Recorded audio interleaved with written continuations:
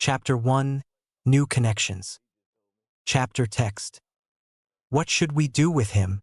Shigaraki glanced between his fellow villains and the child they had found alone where they were wanting to set up their base.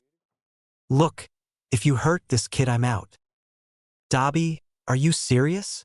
Twice looked at him with wide eyes. Of course he's fucking serious, I agree. His other self spoke up.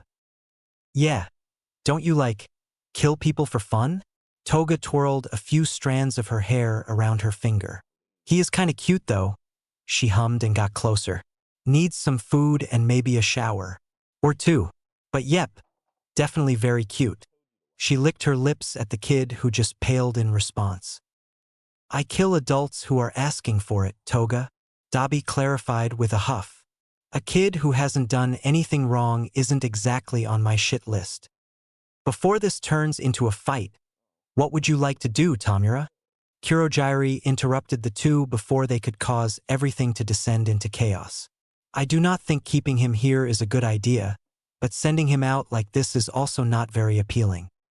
Shigaraki hummed in response and crouched down to see the kid at eye level. His big eyes were brimming with tears and dirt covered his face so much that it was fairly easy to miss the large patches of freckles peppered on his skin. He was shaking, from the cold or from fear no one really knew. Let's get him something to eat first. He might be useful. He finally decided and then stood back up. I'll leave that to you guys. Whoa. Who decided we were on babysitting duty? Dabi frowned and crossed his arms over his chest. You did. Shigaraki pointed at him. When you opened your big mouth about not hurting the kid. Have fun. He waved and turned around, probably heading to try to and talk to his teacher. Asshole. Dabi grumbled as he approached the kid, dropping down to his height. Hey there, what's your name, kid? He reached out a gentle, practiced hand to stroke the child's head. Izuku. The kid tried, but his voice cracked in response. It had been much too long since he spoke. Yo, Toga. Bring some water or just something wet. They were currently hanging out in an abandoned bar. Surely there was some sort of ingestible liquid somewhere. Here, kid. He held out the cup for the boy to take once Toga had handed it to him. Slowly, he pulled the cup back as the kid just started chugging it, not trying to come up for a breath. Now, try to talk again. The kid coughed and cleared his throat. Izuku mi Midoriya. His voice was raspy but much stronger already. I'm 14. He answered Dabi's question before he could even ask it. And no, I don't know how long I've been here. Well, do you know how you got here? Toga asked cheerily, learning that this cute kid was only a few years younger than her, making her giddy. Izuku closed his eyes, seemingly bracing himself for what he was about to say. My dad dragged me here. He killed my mom and brought me here. Dabi flinched back just a bit before remembering himself and putting a soft hand on Izuku's shoulder as a sign of comfort and compassion. Guess shitty fathers are pretty easy to come by, he said with a sad smile and getting one in return as Izuku realized this man was someone who got it. Now, come on. Let's get some kind of food in you. Dabi stood up and held out his hand, waiting for Izuku to grab it on his own time. He had way too much practice handling kids who had abusive fathers to force this kid to do anything. Too much first-hand experience. Izuku gladly took the hand offered to him and stood up on shaky legs. They would have given out if it wasn't for Dabi's other hand grabbing hold of him to stabilize his wobbly body. Don't worry, I've got you, Dabi assured him. His completely serious tone threw Izuku off a little, as he had never once heard such kind words from a man. His old childhood friend had a really kind dad, but Izuku hadn't seen him since his falling out with said friend. So, Dabi's voice drew Izuku out his thoughts and back to his present situation. You don't know how long you've been here? Izuku shook his head. It can't have been too long, a few days? I haven't eaten since I was put here, but I'm not dead yet, so. He shrugged.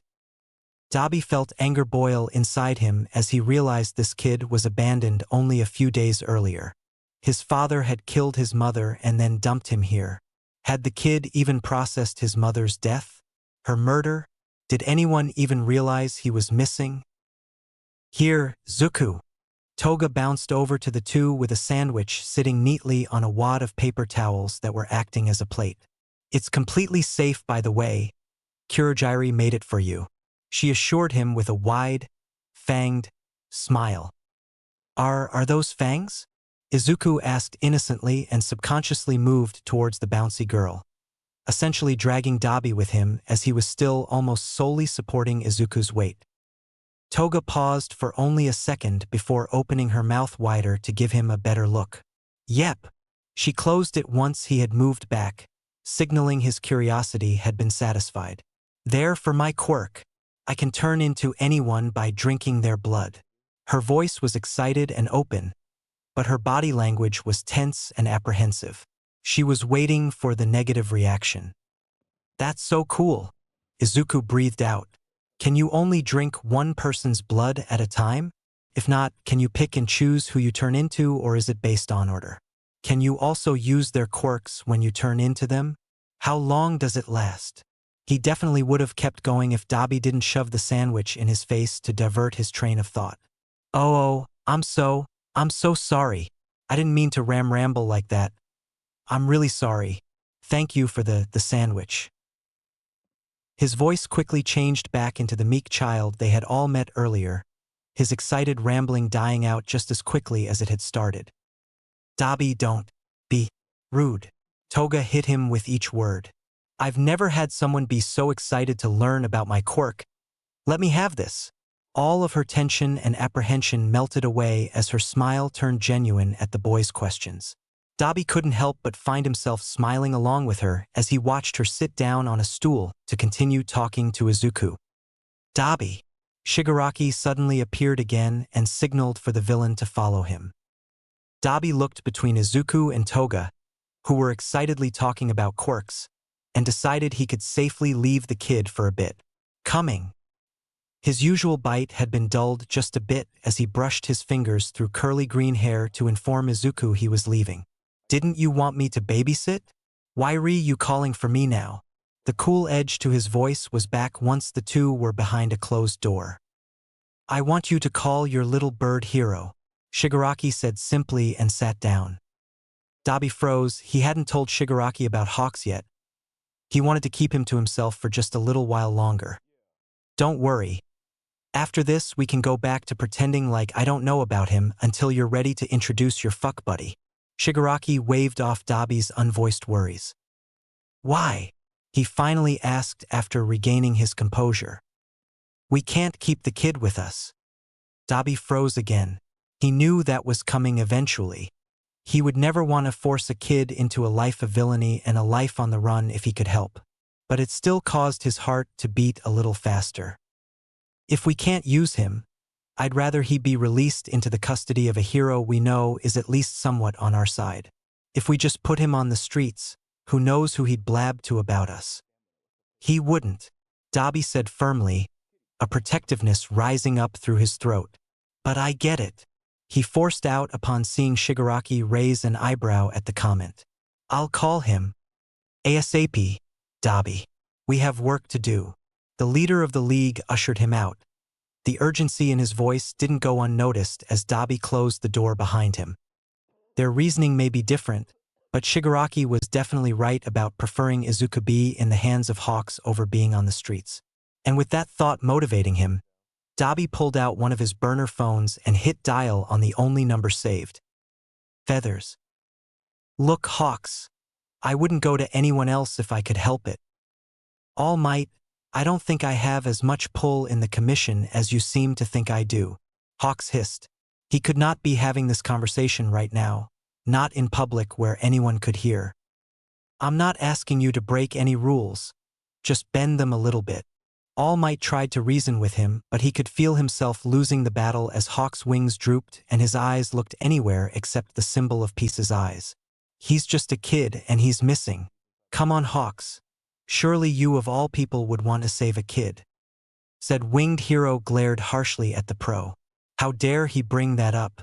It is not your place to ask me to do something like this. I understand he's just a kid. But I also know kids are resilient. All Might, if you were really training him, then have some more faith in your student. Hawks, you don't seem to understand.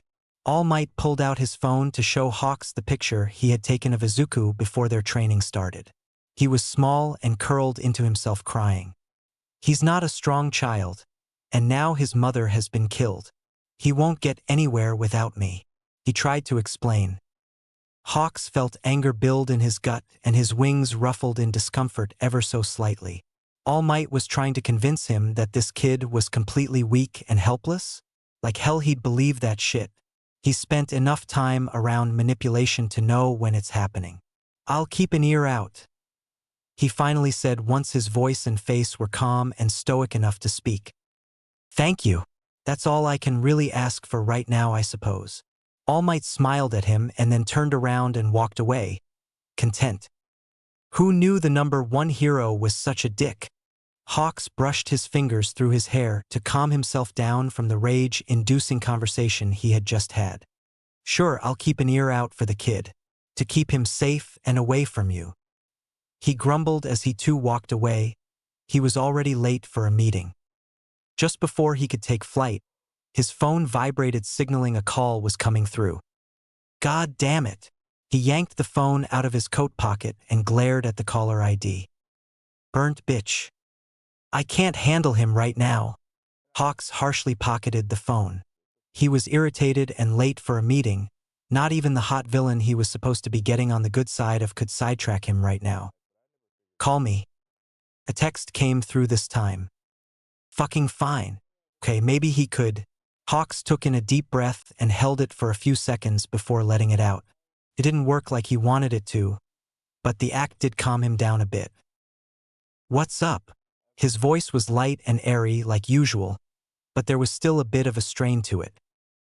What's got your feathers all ruffled? Dabi's teasing voice asked from the other end. I'm a busy hero, Dabi. A lot of people want to talk to me. So, what's up? He repeated his question, his irritation seeping through his voice a bit more than he wanted it to. It was infuriating. No matter how good Hawks was at masking his emotions, he always felt like being more of himself with the villain than he felt comfortable being. Damn, don't throw a bitch fit on me? Dabi chuckled.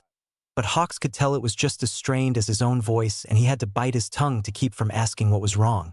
We need to meet, he finally said simply. Dabi, I am actually busy. I wasn't joking about that.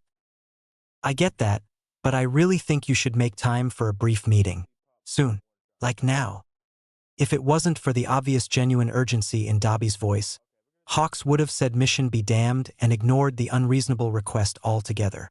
But of course Hawks was too sympathetic, and he found himself willing to bend rules for the villain more often lately. I can't be gone long. I'm already late. He still had half an hour, but if he wasn't at the commission at least 10 minutes early, then he was considered late and punished. This shouldn't take long, Dabi told him shortly and then hung up, leaving no more room for arguing. Hawks sighed deeply. The fact he was meeting with Dabi made his anger at All Might all but disappear and made him feel a lot more excited than he'd ever admit out loud. He would absolutely never voice this unusual giddy feeling, but he would let it carry him as he flew. He always felt weightless when he soared through the air with a happiness settled in his heart rather than anger. All right, kid. You should know that a hero is coming here to help you. Dabi settled back on the stool next to Izuku, and he definitely did not miss the very obvious flinch that worked its way through the green-haired kid's body. Who? Aren't you all villains? He whispered the title like it was a bad word he wasn't allowed to say. Dabi chuckled lightly and ruffled the green hair. Someone that you absolutely cannot tell anyone about. His voice, while still light from the laugh the kid pulled from his body, was very serious.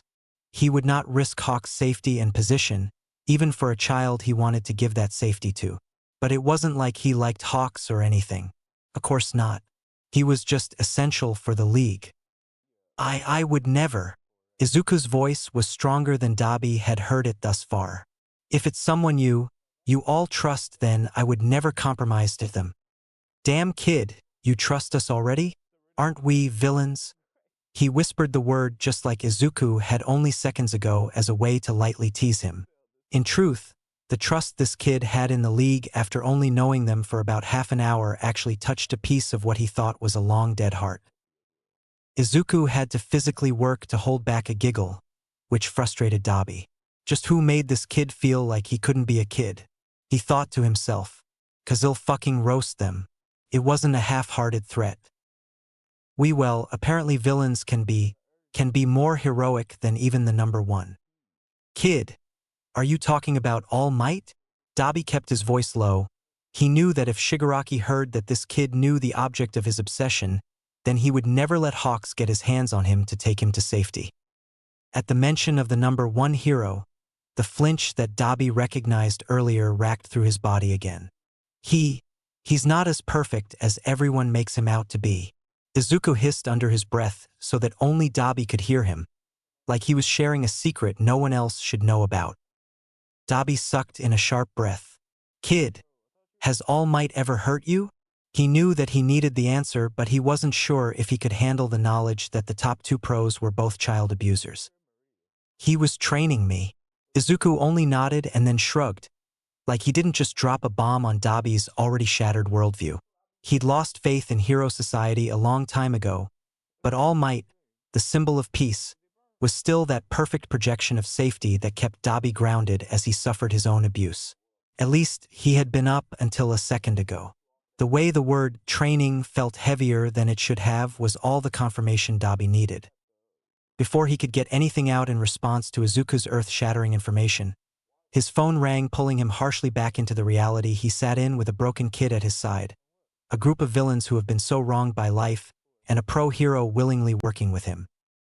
Hawks, are you here? Dabi saw the shock on Izuku's face melt into excitement at the mention of one of the top heroes. A sparkle in the dull green eyes he'd gotten used to caused a soft smile to spread across his face, pulling at the staples in his cheeks. Good, stay there. I'll come to you. He finished and hung up before Hawks could get anything in. The sparkle in Izuku's eyes disappeared, which concerned Dabi before the kid spoke up. Are you leaving? He asked quietly. Dabi smiled and ruffled his hair again. I need to go meet Hawks. No one here knows about him yet. He whispered. He wasn't exactly lying, but it wasn't a whole truth. He hoped the way he said it would spark the kid's mischievous side, and he'd understand that Hawk's existence in the League was a well-kept secret that the two now shared. It's our secret? Izuku muttered, and he weakly held up his hand to display his pinky. Dabi wasn't a fan of how Izuku's hand shook as he raised it or the way his pinky looked broken or hadn't healed right from a break, but he still smiled softly and looped his own pinky around it.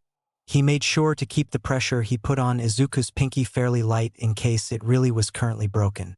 Our secret, he assured him. Once Izuku looked convinced, Dabi set off out of the bar. He signaled for Mr. Compress to take over because Toga had left for a mission, and he didn't really trust the rest of them with a child. He didn't have to walk far. The pair had been getting less secretive as the time Dabi was going to tell the League about his pro-hero was getting closer, and with Shigaraki already knowing, he just had Hawks meet him at a park fairly close to the bar. I need you to do something for me, Dabi said simply once the two were face to face. He skipped all their usual banter and flirting, knowing that there wasn't a lot of time that Hawks had, and this was too important to overshadow with unspoken feelings and heavy tension they never addressed. Hawks was immediately on alert when he recognized something in Dabi's voice. Something vulnerable. What is it? He asked, also skipping banter and flirting as he could feel that this was more serious. There's a kid I need you to get out of here for us. Hawks would have flinched if he didn't know how to steal his own emotions and reactions so well. What do you mean by that? He asked apprehensively. He was still a hero, and even if it was Dabi, if someone was planning on hurting a kid, he would not go easy on them. Calm down, Feathers. Dabi waved off the concern he could feel emanating from off the pro. I would never hurt a kid, but others would, as we're both well aware of, remained unsaid. And this one needs a hero to take care of him, not villains. Who is he? Someone hurt personally by All Might. Even though Dabi was quite literally about to hand this kid off to someone he trusted a lot more than he would ever care to admit, giving the kid a sense of anonymity for as long as he could just felt right. That's ironic, Hawks huffed. I just got done being berated by All Might to use my influence in the commission to find a missing kid he was so obviously manipulating. He crossed his arms. He wanted you to use your connection to the commission to find this kid? Dabi had to forcefully tone down his voice. Isn't that a bit dangerous for you, Feathers? Hawks practically melted at his words, knowing someone else got how bad of an idea that was. Yeah, it is, he groaned out. I told the dick that I'd keep an eye out, like I was ever planning on giving him any information I did find. Dabi was pleasantly surprised at the honest display of emotions Hawks was showing him. He was being completely honest and open, and it felt oddly nice to have his trust, even for a short while. Is that why you sounded all pissy on the phone? Yeah, it is. You should have heard him. The kid is weak and he's nothing without me. Hawks mocked the hero. He said he'd been training the kid and then had the nerve to spout that bullshit to my face. Whoa, okay, Birdie. Calm down a bit. Dabi tried to soothe the angry man as his striking red feathers ruffled and were dangerously close to puffing up in indignation. I'm pretty sure this is the same kid. So if you scare him off with that anger oozing off of you, I will roast your ass. Hawks took a deep breath to calm himself before he spoke again. So, Allbitch really was abusing him? Dabi snorted at the petty nickname before regaining his composure. Yeah. Looks like it was in the form of training, and his sperm donor wasn't much better. The ass apparently killed his mom and then dumped him at our base. That's how we found him. Hawk's wings ruffled again, but this time in a protective way, like he was gearing up to fight someone for his chicks or something. Dabi, as much as I want to help this kid, and I will do everything in my power to keep him away from Allbitch and the commission, by the way, I just don't think me taking him in is a good idea. Well, I couldn't think of anyone else. But if you've got other recommendations, now's the time to say M. Dabi didn't like the idea of this kid being with anyone except him or Hawks right now, but he did get where the winged hero was coming from. He'd been groomed by the commission to be the poster boy for perfect hero society and only just was allowed to live on his own fairly recently, with very often check-ins. Hawks was just learning how to take care of himself mentally and physically. Taking in an abandoned, abused orphan would be very difficult. It's why Dabi was so sure Hawks would end up turning on the commission to join the league, and why he wasn't giving up on him. Hawks took a second to think before a small smile spread across his face. I think I know exactly who he should go to. It's not your bunny friend, is it? 'Cause, no offense to the way you pick your friends, but she is an interesting character. I do not want the kid around right now. Wow. Fucking rude considering you spend your time with a dude covered in hands. But damn Dabi, you sound like his parent or something. Dabi found himself reeling at what felt like some sort of accusation. Fuck off. I just have some first-hand experience with shitty fathers. Fair enough. Hawks shrugged, dropping the topic. He had his own fair share of shitty fathers and abuse of power by an authority figure. Seriously though, is it her? Hawks took a moment to think this through before he told Dabi, but he realized his mind was already made up. I can't raise him, he said firmly. I know, Feathers, and I won't make you. But if he lives with Rumi, then I can be a very active part of his life. Dabi, I have no experience with kids, but I do know I am not letting Allbitch anywhere near him, and if he's close to me, I can keep the commission away too. He contemplated saying his last bit of reasoning, but one look of Dabi's face that was actually pretty content with this situation pushed him to say it. And if I'm with him so often, he can see you too. Dabi's breath hitched in his throat as he finally just realized how much he was dreading parting with this kid. I could see him. His voice was smaller than he wanted it to be. Yeah, you could. It wouldn't come without risks, of course, considering my position and yours. Me being seen with a kid is going to cause enough of a stir. But if someone catches me bringing him to see a well-known villain, he trailed off. He didn't have to finish painting the picture he was describing. It just wouldn't be pretty. Dabi cleared his throat. I won't let him get hurt because of us. he said firmly. Hawks felt the tips of his ears burn red at the insinuation that this kid was somehow theirs. Me either. Okay, good. Dabi knew empty words and fake promises, which is how he knew Hawk's decision was about as genuine as they come. Come with me. He waved Hawks to follow him. You'll have to meet the kid before you take him to your crazy bunny friend. And aren't you on a time crunch right now? Hawks followed the flame villain with no hesitation, but he kept his mouth shut, offering up no information. No matter how close this unusual situation would bring the two, Hawks couldn't risk exposing the commission or Dabi, who had shown him a surprising soft side that could be a weakness. Whatever. Dabi rolled his eyes. Stay here. They were a bit closer to the bar than the park was, which was where he'd leave Hawks for a moment while he went to grab the probably scared boy. It only took a few minutes for Izuku to say goodbye to teary-eyed League members that were sad to see him go and for him to write a letter for Toga since she was out. Dabi knew for a fact the girl would be very pissed and take it out on him later, once he had said his farewells to Kurogiri and Shigaraki last, with a strange promise that if anything happened then he could find them. Dabi left the bar with Izuku holding his hand. The kid still shook violently as he walked, and Dabi was almost convinced he had a broken ankle at the least with the way he hobbled down the street. But the pain that laced through his features broke out into genuine awe when red feathers came into view. Hawks! Izuku breathed out. He tried to move faster but was stuck in the slow pace Dabi had him walking in. The villain really did not want to irritate whatever other injuries were hiding just below the surface. Hawk's scowl from talking about all bitch, yeah, that nickname was sticking for the two, melted away into one of his rare genuine smiles. Hawks was a groomed child with a fake persona. The smiles he gave to fans, the commission, and even Dabi were all manufactured and carefully crafted for each situation he was in. But as he watched this broken, curly and green-haired kid, barely a teenager, hobble over to him with nothing but pure love and trust lighting up his eyes despite having been so hurt by society and betrayed by heroes, Hawks just couldn't find it in him to give this kid anything less than genuine affection. Hey there, kiddo. Looks like you already know me, but I'll introduce myself anyway. Hawks slowly reached out his hand for Izuku to grab, trying to pry him from Dabi's side. He wanted to make this as painless as possible, but he really was running late.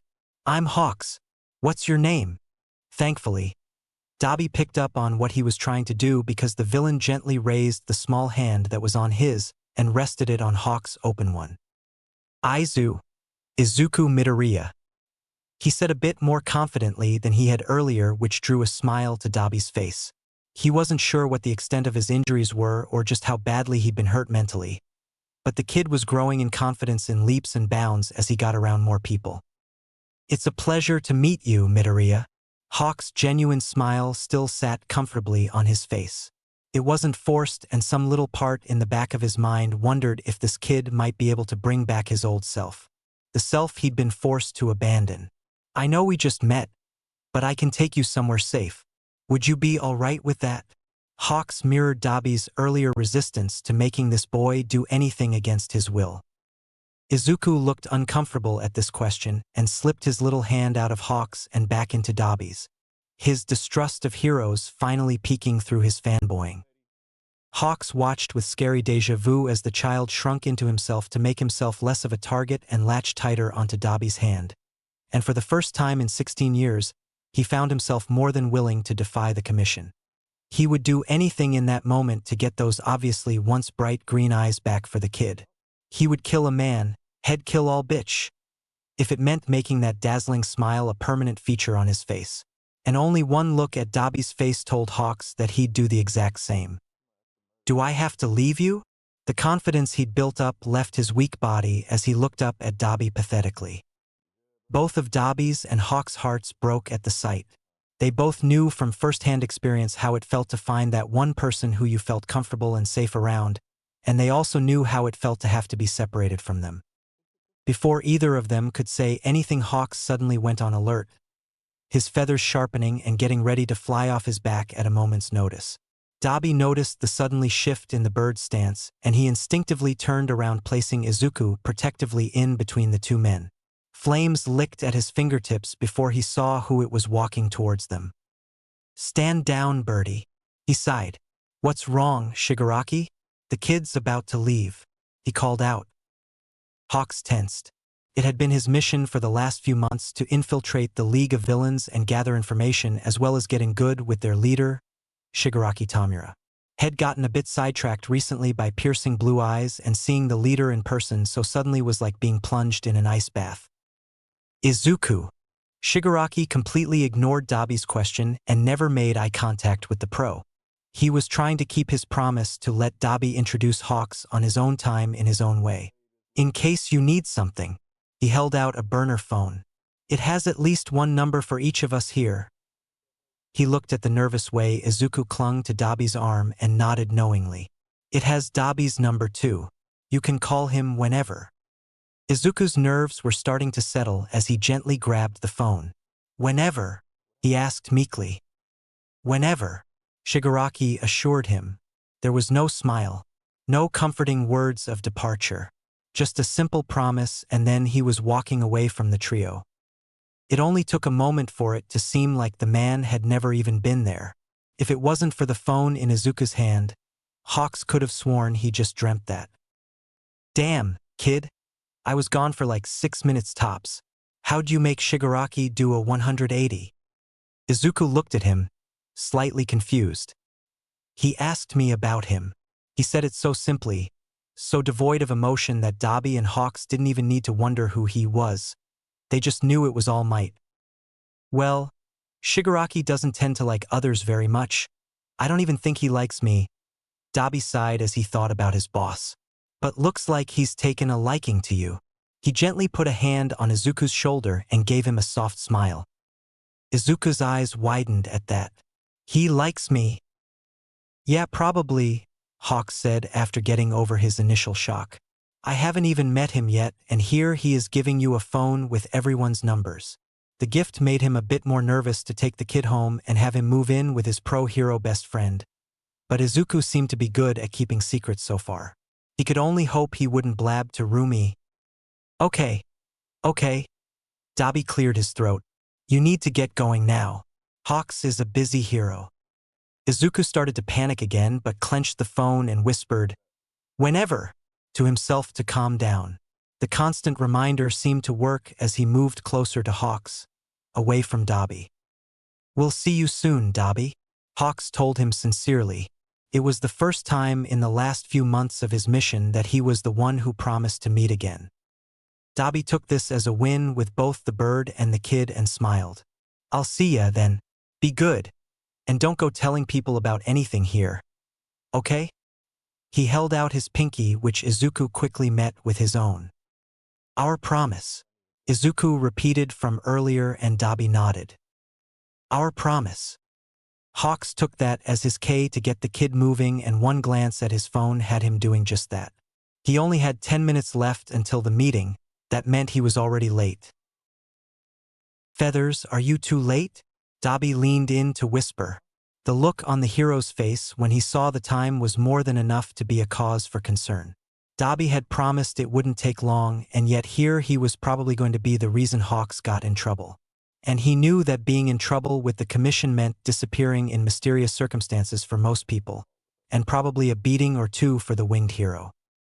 Hawks would vehemently deny it if someone claimed the soft, warm breath against his ear sent tingles up and down his spine. But he couldn't deny subconsciously moving a bit closer to the warmth rolling off Dabi. It was a bird thing. I'll be fine. He voice cracked by the end of his sentence, and he was about to more than mentally curse himself for not being able to mask his emotions around Dabi. Seriously, it just wasn't a good habit to get into. Dabi grimaced as he realized his worries were probably more than warranted. Just call me if anything too bad happens. Got it. Hawks took his shock and shoved it down, deciding to try and use their usual banter to cover for the blush rushing to his face. Ah, are you worried about me? Hot stuff? He scoffed and backed away a bit. Feathers, we've got a kid together now. Of course I worry. The light tone put Dabi's statement closer to joke territory, but the way his eyes shone with a protective seriousness made it seem a lot more real.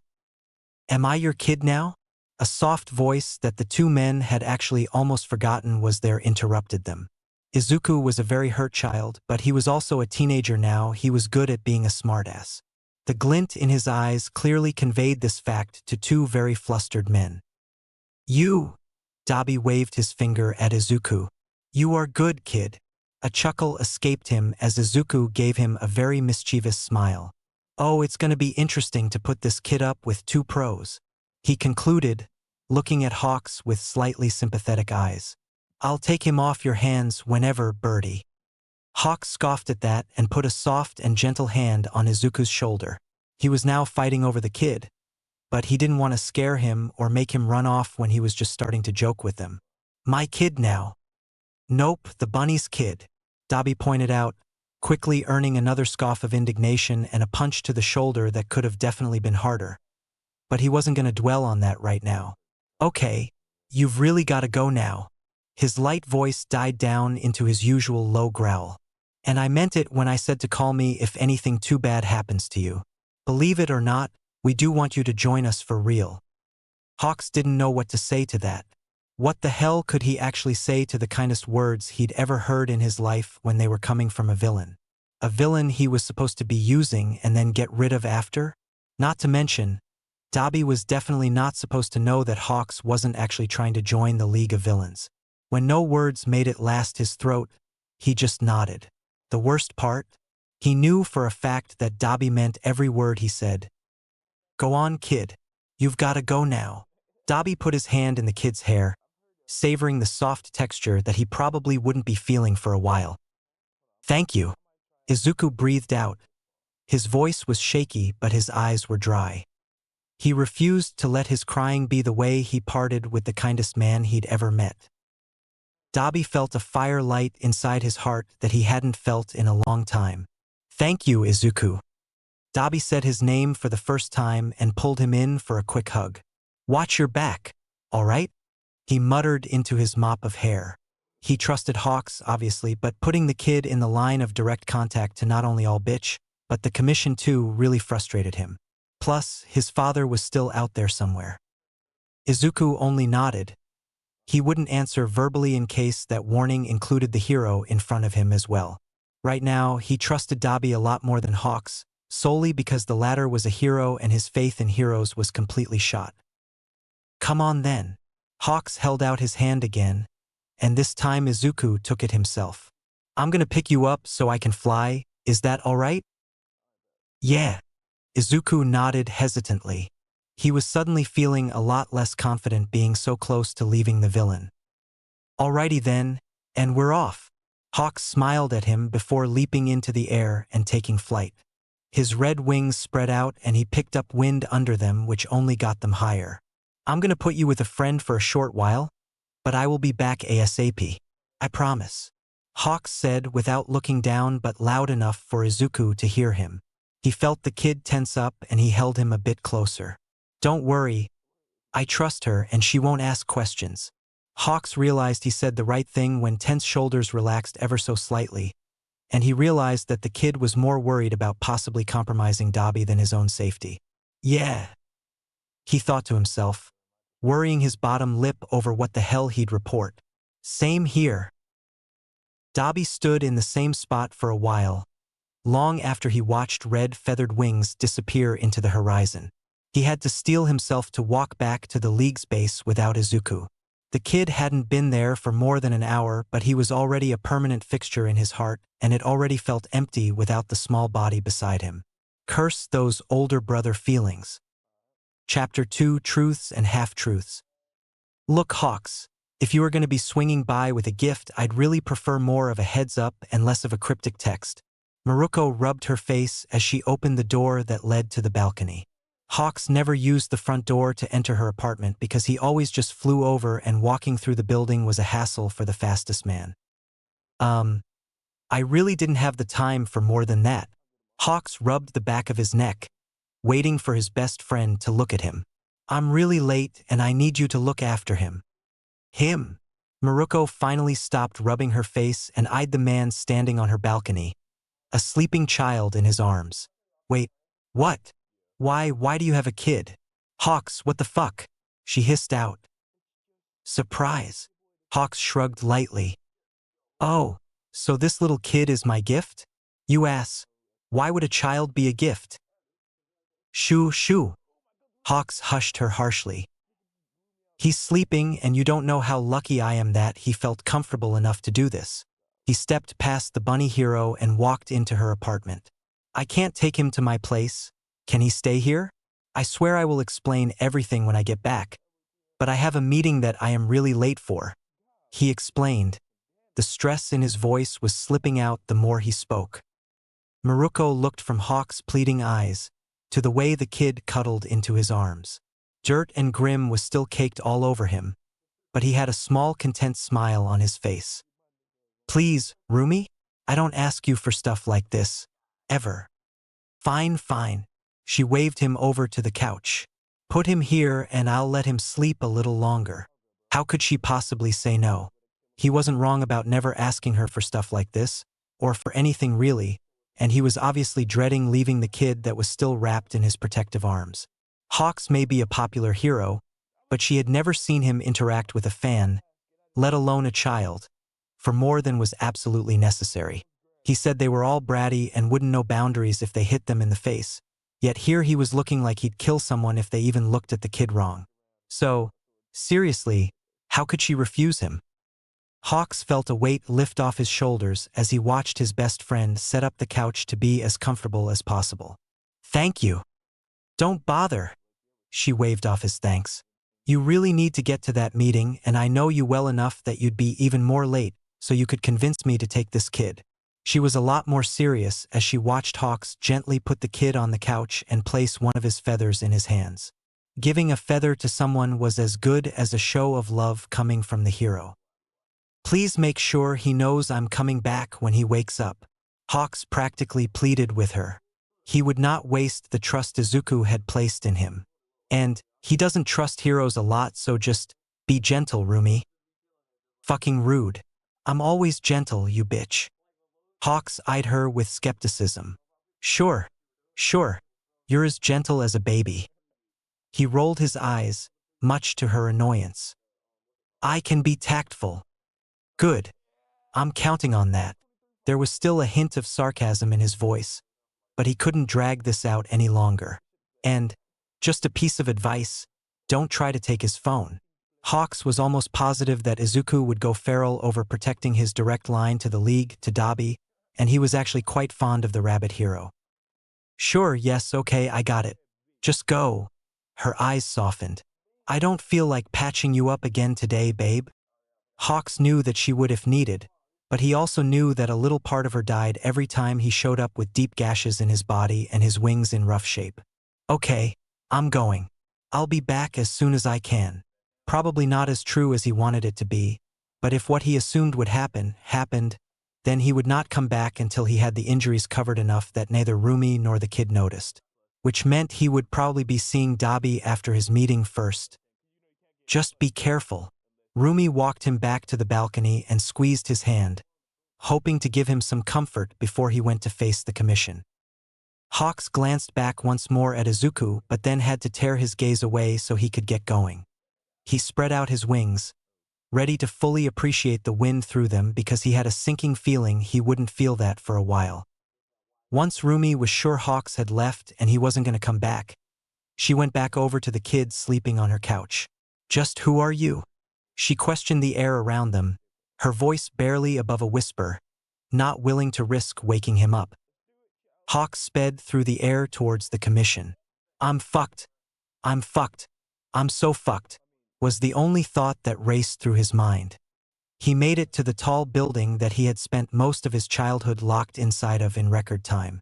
A whopping 5 minutes after leaving Rumi's place and he was walking through the entrance of the building. He didn't want to meet the eyes of the woman who always stood behind the front desk like she was guarding it, which she might actually have been doing, but Hawks, the pro-hero with a carefree personality, couldn't risk dropping that mask in public, especially not where anyone from the commission could witness their defective product.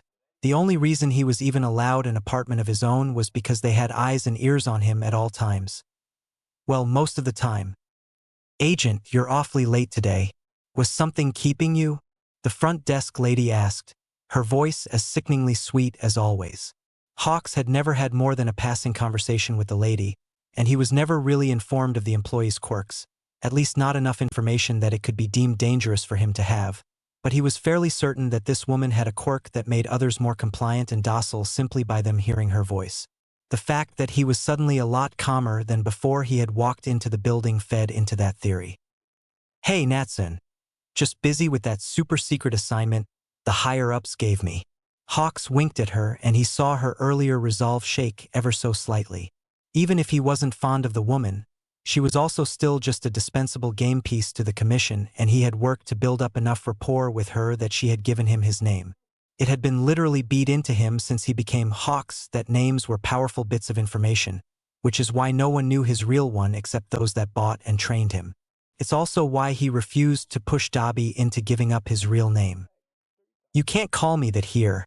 Her voice was back to its original breathy tone, a sign that she had stopped using the quirk that made her voice honeyed and irresistible. "You should." She paused, not actually wanting to send Hawks up to where his impending doom was awaiting his arrival.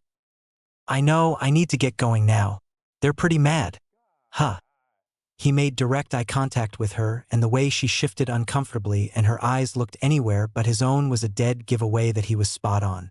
The higher-ups were pissed. "I signed you in, you should just head on up now, Hawks." "Shit, that bad?" he whispered as he passed by her desk, referencing her use of his hero name. Everyone in the commission always called him Agent or Asset, but since he already knew her name, and despite how against it she was, Natsun would sometimes call him Hawks in return. But she only ever really did so when she was worried for him in regards to the higher-ups. Her lack of response but look of sympathy was all he needed to answer that question. He was so fucked. "So the kid left, huh? A pity, he was truly captivated by my tics." Mr. Compress sighed and sat down onto a ratty couch that he and Twice had dragged from a back room. "Toga will certainly be upset with you that he left before she could bid her farewells." Dabi sighed and sank down next to him, claiming the comfiest seat in the bar before he started to have to fight over it with Twice and Spinner. He'd totally give it up to Magna if she ever asked him to. But no one knew that because she never did. "Don't remind me. I can already feel her annoying little fists tickling me. I'd make sure she doesn't hear me saying that if I were you, the child has access to way too many knives." Compress shivered ever so slightly from next to Dabi, probably remembering the first and last time he ever invoked Toga's wrath. "Hey, so what happened with the kid and Shigaraki?" Dabi turned to face Mr. Compress, completely ignoring his warning about the teenager who was a lot better with knives than someone her age probably should be. "I left you in charge of him, but somehow the two of them got on a first-name basis and Shigaraki is gifting him burner phones with all of our numbers on it. He would never just do that." "Izuku has a phone with all of our numbers on it? That's great." Magna walked over to the two and settled in on a chair next to the sofa. Seriously, if she ever asked to sit on the couch, both men would give up their spots without a second thought. "I apologize, Dabi. I was not present for whatever conversation that child and Tamura had," Mr. Compress told him sadly. "Huh? Compress, I left him to you, what the fuck? I believe you greatly overestimate my abilities. I am not that good with children." He simply shrugged off Dabi's disapproving gaze. It's not like he ever said he was good at taking care of kids. The other man had just kind of assumed that. "Compress, he's a teenager. You took care of me as a teen when I first showed up to the underground. I think I turned out okay cause of you." Dabi crossed his arms. He had to be careful, so he didn't pop any staples though. He found that simple actions were getting increasingly harder to do because of his staples recently. And only a handful of people knew about it. It was rather annoying. "I would smuggle you food and medicines in exchange for your help. I don't think saying I took care of you is an accurate portrayal of our relationship back then." Before Dabi could argue with that, which in reality he probably couldn't because Mr. Compress was right, Spinner suddenly showed up and cut into their conversation. "Ah, Spinner. Do you happen to know what transpired between the child we had here and our leader?" He completely ignored Dabi and his look of betrayal in favor of speaking to the new man that just appeared. "Oh, yeah, man. I caught the end of their talk. he said nonchalantly, turning his sole focus to Dabi in order to try and get him to move his ass. The two held a silent argument before Dabi relented. He would absolutely never admit that he relented because he was a fan of the lizard man. Never would that knowledge be known. Shigaraki wanted to talk to him before you sent him wherever he was going, and they ended up on the topic of All Might. Not that he was doubting Izuku, but having confirmation of what he had said made Dabi feel a little better. Which is crazy considering what exactly the kid could have told the leader. Shigaraki's whole goal is to kill All Might and descend the world into chaos at the loss of their symbol. But knowing that he was manipulating and hurting a child made that goal seem not worth it. Would society crumble at the loss of all bitch if they knew what he was doing in his spare time? That's the question that Dabi had been asking himself since he found out. And even if society rebuilt after the loss of the number one, they'd just replace him with another child abuser. There really was just no winning in this situation anymore.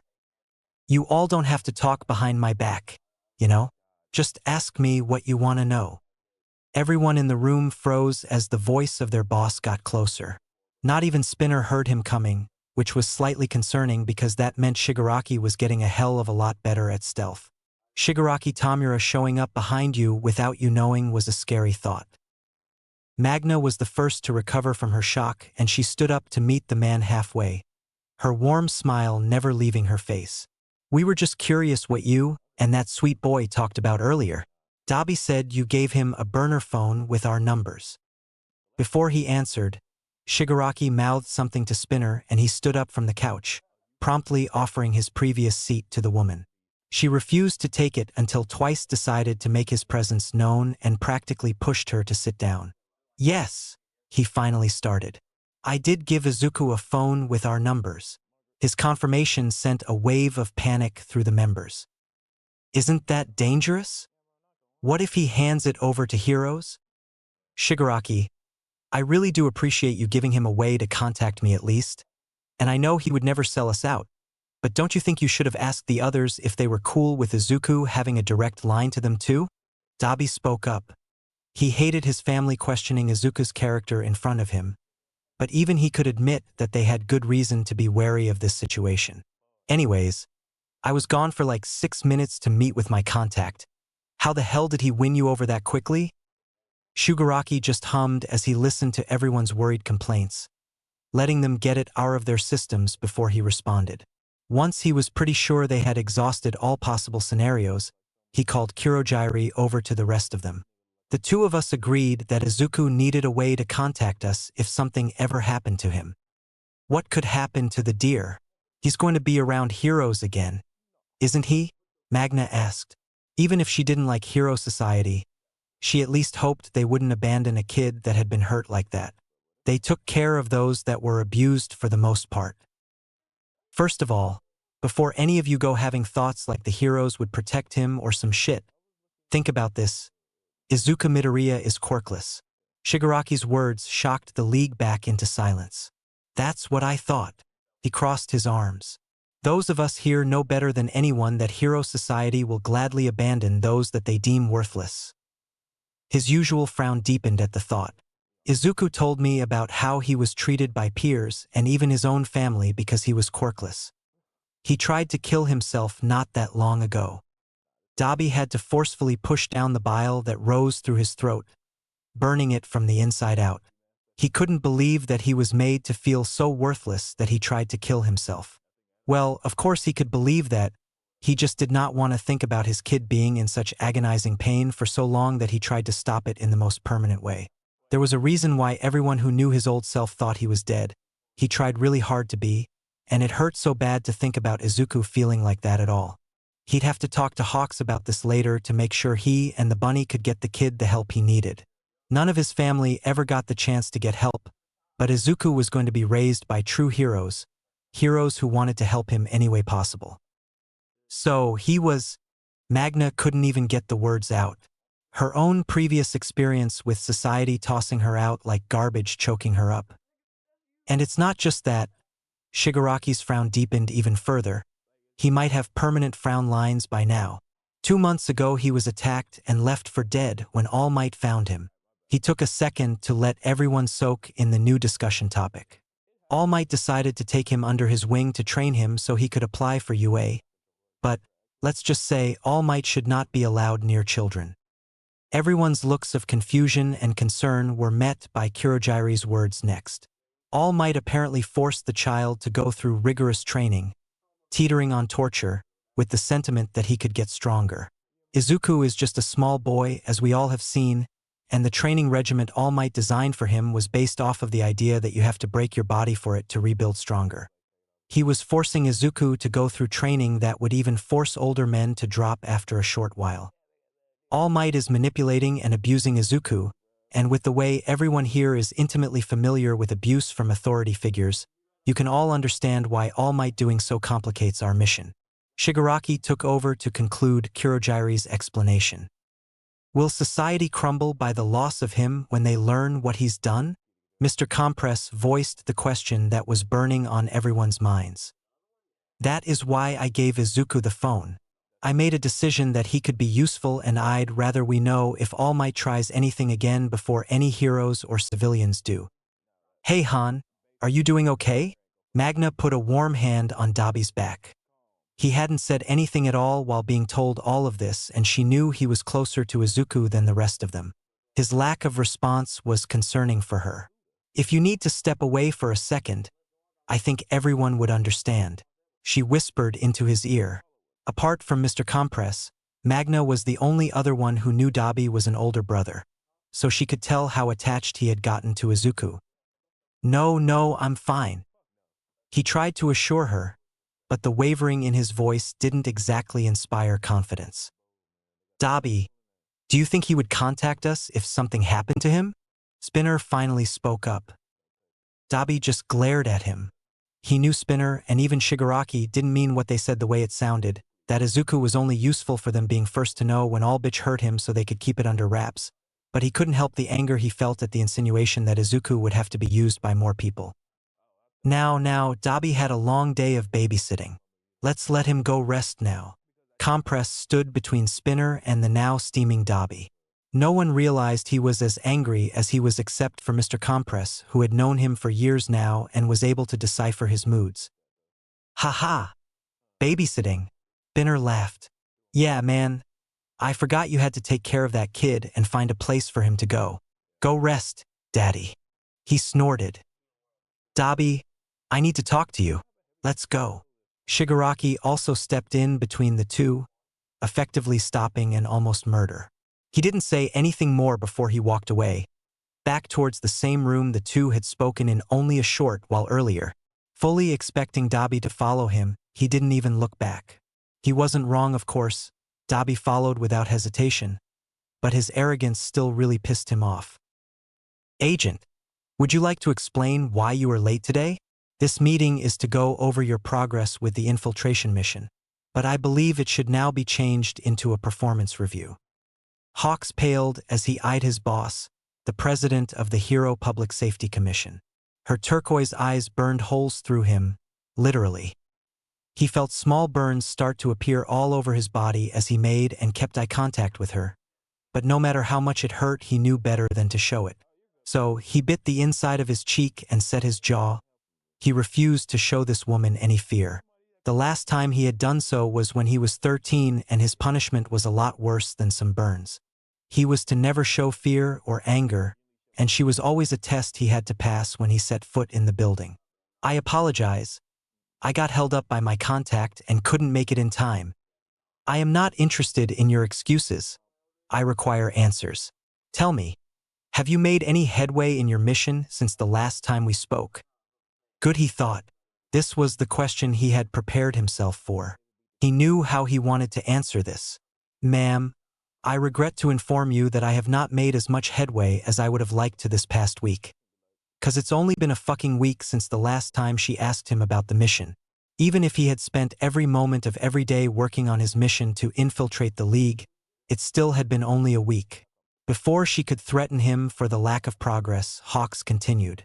However, I have deepened my connection with my contact, and he is preparing for me to meet with Shigaraki soon. Agent, I don't want to hear your hopeful nonsense. Give me facts to work with. In case you have forgotten, you are not actually joining them, you just need to get enough information out of them for our heroes to be able to win against them. Yes, I am aware, ma'am. Hawks wanted to yell at her. Tell her no fucking way. Tell her that he would protect Dabi and Izuku with his life. Tell her that the chance at a family that had been offered to him was so tempting. Tell her he was just done. But he couldn't. He had to focus on self-preservation right now so that he could assure both Dabi and Izuku's protection. Rumi doesn't know everything, so he's the only one that can keep them safe. Then you must also be well aware of the fact that you are considered a failure right now. Agent, you are meant to be our pride and joy. We did not spend years raising and training you just for you to be a failure. You know what will happen if you cannot turn this into a success. Correct. Gotta love thinly veiled threats to one's life. Yes, ma'am, I do. I will not fail you. This mission will be a success. Good, that confidence is important. Never lose your spunk. Agent, it's why you're so popular as a hero. The president smiled at him, causing Hawks to suddenly feel very uneasy. There was something fundamentally wrong with his abuser smiling at him after threatening his life. Since we're done here, you are dismissed. Now that made Hawks pause. He was dismissed? What? There was no way he had gotten by with a simple slap on the wrist. That's not how the commission worked. He knew better than that. Ma'am, if I may ask a question? He had to approach the situation carefully so that any punishment he was going to receive wouldn't be increased. Her nod in his direction gave him permission to continue talking, and as much as he wanted to run away and hide from the eyes glaring at him, he swallowed that fear and stared directly back, meeting her gaze. All Might approached me earlier today with a request. He paused to let that sink in and for her to interrupt him if she wanted to. When she never did, her gaze unwavering against his, he continued. He told me that a child he was training is now missing. His father is apparently a villain and killed the boy's mother, and then they disappeared. He wanted to see if we knew anything here. Agent, even if we knew something about the son of a villain, we wouldn't share that information with you. And if All Might wants to know something so badly, he can come here himself and ask. She pointed at Hawks. Her crooked finger sent a shiver down his spine because it's what he saw every time he was about to be taken away to be trained. Don't associate yourself with that man anymore, she ordered. Isn't he the number one though? Hawks asked before he could bite his tongue, immediately knowing he fucked up. That man has never once associated with us here, and if he thinks he can ask our top agent to try and find out information that he is too cowardly to try and get himself, then he is not worthy of the information in the first place. Do not give him anything. Her anger was clear by the she spoke, but Hawks just couldn't understand why she was so against the man. Either way, works for him because now he's been ordered to not interact with All Bitch at all. I understand, I will head out now. He tried to back out of the room, hoping her earlier declaration that he was dismissed still held up. Unfortunately, his luck really sucks. Agent, I am now concerned that you will not know when to not meddle, so you will stay back for a while, so that your trainer can see you. She called him back. She was clearly looking for a good excuse to train him without it being seen as a punishment. Hawks froze. A fucking course he couldn't make a clean getaway, that's just too much to ask for. Yes, ma'am. But there was no use arguing with her. Doing so would only make the outcome that much more painful. What is it this time? Dabi asked once the door was closed behind them. I know you aren't happy with why I gave that phone to him, so just get it out now instead of taking it out on the others. Dabi only looked at him, his eyes wide. Shigaraki was giving him the opportunity to go off on him, without the threat of consequences. He's never had that chance before, so he fucking took it. He's just a kid, Tamura, one who's been hurt by a lot more people than he's been helped by. Why do you feel the need to use him? Why can't we be the people who help him instead? He trusts me and he likes everyone else here, you included. It's just so wrong to use that trust and twist it to further your agenda. I know I'm no saint and I don't know what I'd do in this situation if it was Endeavor instead of All Bitch. I might be doing the same thing as you, but that's not happening, so I am just not okay with this. His words were all jumbled as he worked to get it all out before the other shoe dropped and Shigaraki punished him for speaking out of turn. But it still felt really good to go off on his leader. "Are you done?" Dabi flinched ever so slightly and backed away from the other man. He wanted to be as close to the door as possible in case he needed to make a quick getaway. "Yeah, I'm done." "Good. Do you feel better now?" "Huh." Dabi's brain blanked. Does he feel better? What the fuck is that supposed to mean? "Look, if you're messing with me right now, I'm not down to play along." "I'm not messing with you. I put Izuku in your care, you got attached, and then I put it on you to find a way for him to leave safely. I understand why you're upset with me for saying I am planning on using him." "Stop being understanding. It's really fucking weird," Dabi muttered, earning a rare chuckle from Shigaraki. "I know you and your hero are planning on taking care of him. I know he's planning on raising him. I need you to know the truth so you can relay it to your hero." Shigaraki sat down, no longer feeling like Dabi was a flight risk, and motioned for him to sit down as well. "The truth?" Dabi asked as he sat down on the other side of a desk Shigaraki had already claimed. "Yes," he nodded. "But for me to tell you my truth, I need you to tell me yours. I don't open up to people and neither do you. Both of us have a good reason. But I need any ounce of truth you can tell me to make this easier on all of us." "Look man, stop being cryptic. It's weirding me out. Just ask what you want to know. What is your connection to the hero Endeavor?" Dabi stiffened in his seat, but Shigaraki didn't move or say anything. He was really pushing himself to make Dabi feel comfortable enough to share his trauma. It was going to come out eventually. "I suppose telling you a little ahead of schedule is fine." He shrugged and leaned back in the chair, still on edge but forcing himself to relax a bit. "Endeavor is my father. I'm his oldest child, but all of us are the result of an illegal quirk marriage, and all of us were used and abused by the man." Shigaraki continued to just sit in his chair, completely motionless, waiting for Dabi to continue.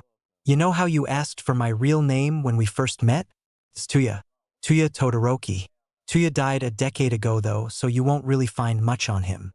As his oldest, he kept me home to train my quirk. He was aiming for a perfect combination of his and my mother's quirks. He wanted the perfect way to combat his overheating. I was a pretty sickly child, and training did nothing but break down my body faster." He took a breath before continuing. "The official report is that Tuya died in an accident during training, that his blue flames were too hot for the young boy's body, and he burned himself to death. What's the real reason? Faking your death is not easy. I don't imagine even the number 2 hero could do that easily." "Yeah, you're not wrong there. He didn't fake my death, the bastard probably thinks he did kill Tuya. Being the oldest, I was also the only one capable of protecting my younger siblings from that monster.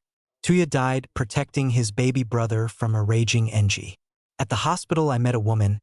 I haven't seen her since I entered the underground, but her voice was really sweet and she was able to calm me down.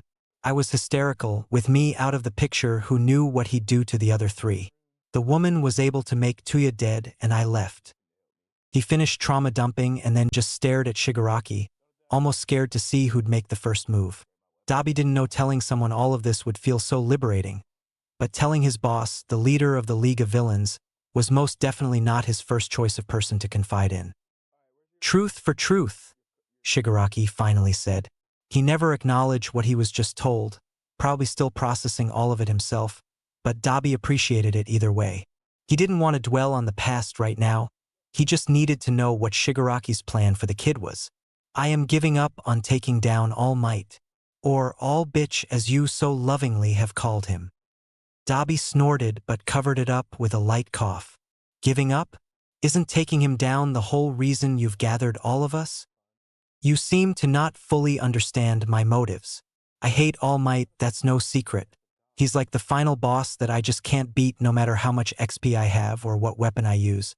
Killing him was also my master's original goal, but mine is to take down Hero Society. Taking down All Might was just what I thought was necessary to reach my goal." He paused for a moment, letting Dabi absorb the new information. "But even I can recognize a flawed plan. What we need to do is take down the successor to his position." "Endeavor." Dabi's eyes lit up ever so slightly. Exactly. I encouraged Izuku to keep training with the heroes and get into UA. Once there, I know for a fact at least one of those teachers will care about a quirkless kid and he can out All Might then. Taking the man down from inside his new job would certainly turn heads. Even the Twisted Commission wouldn't be able to keep All Bitch as their #1 when Izuku exposes him.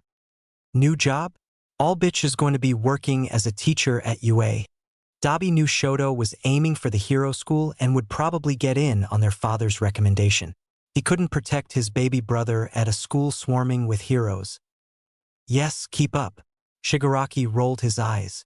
Anyway, once he's taken down from the inside, they're going to replace him with Endeavor. He's loud, aggressive, and a perfect pawn for the HPSC. Taking him down is the best way to crumble society. 2 #1s, 2 symbols. Being taken down in succession would make anyone lose hope in the society they live in. Okay, we can discuss that whole shitshow later. Right now I'm still wondering why you lied to everyone and gave the kid that phone. Dabi couldn't fit one more major event in his head right now. He'd think about it later. Taking down his father is all he's ever wanted. But that plan needs to be flawless for it to have a chance of succeeding. For right now, he'd rather focus on a situation he could handle and control better. Izuku told me about his bullies. He told me in detail about his attempt. I'm not heartless, Dabi. How could I send him away without giving him a way to contact us if he needs us? And I lied to the others because I like them thinking I am heartless. He shrugged. So, you're just okay with me knowing you're a big ol' softy, but God forbid the others find out? Dude, your plan to take down Hero Society is fucking awesome. But the way you handle everyday things is so lame. Dabi shook his head, suddenly feeling a lot lighter after knowing Shigaraki planned on taking down his abuser, and he set everything up so that Izuku would never feel alone again. Wait. Shit, you got the details? His excitement suddenly evaporated as what Shigaraki said finally hit him. Yes, but he told me in confidence, so I will not be sharing those details. Not even with you. Right, 'cause you're not heartless or whatever. Don't worry, I get it. I wouldn't want someone I trusted blabbing to others about my attempt. I just hope Feathers can get the kid to a good therapist. Therapy? Yeah, dude, therapy would be really good for him. It doesn't work for everyone. But it worked for my mom and my sister, so I just kinda hoped it'd work for him too. I started thinking about it right after you told us he tried before. So that's why you were so silent while I spouted that story. Ugh, okay. This is just turning into small talk. No offense, but I do not want to talk to you about my day or whatever.